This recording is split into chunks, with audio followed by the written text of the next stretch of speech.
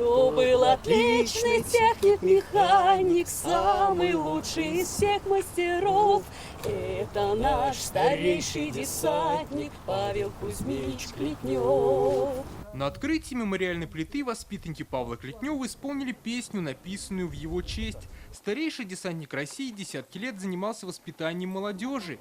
Его имя присвоили военно-патриотическому клубу «Юный десантник» Казанской кадетской школы имени Бориса Кузнецова. В 2018 году Рустам Минниханов вручил Павлу Кузьмичу медаль ордена за заслуги перед Республикой Татарстан. Служить Отечеству своим примером показывал, как нужно это делать, преданно.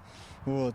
О присяге много говорил. Присягу он принимал в 1942 году. Для него это важно было. Он сохранил до конца жизни все принципы этой присяги. Был духовно богатый человек. Бабай ВДВ он был. Уроженец Лаишевского района Павел Клетнев в годы Великой Отечественной войны защищал Ленинград, потом освобождал Белоруссию и Венгрию. День Победы гвардии сержант ВДВ встретил в Чехословакии. После вернулся в Казань и работал на электромеханическом заводе. Много встречался с молодежью. На 9 мая появилась традиция совершать прыжок с парашютом. Это он продолжал делать до 95 лет. Он попал в Книгу рекордов России как самый возрастной десантник.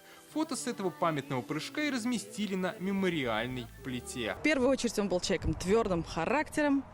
Он был такой мужественный, героичный, всегда у нас, отважный, ничего не боялся, никого не боялся, всегда нас воспитывал в духе любить свою родину. Почтить память Павла Кузьмича и возложить цветы к его могиле пришли десятки юных десантников и ветеранов ВДВ. То, что он последний прыжок совершил в 95 лет, это тоже очень уважительно. Хочется взять с него пример и тоже стараться быть похожим на него. Советы мудрые давал, мужеству научил. Говорил всегда то, что нужно.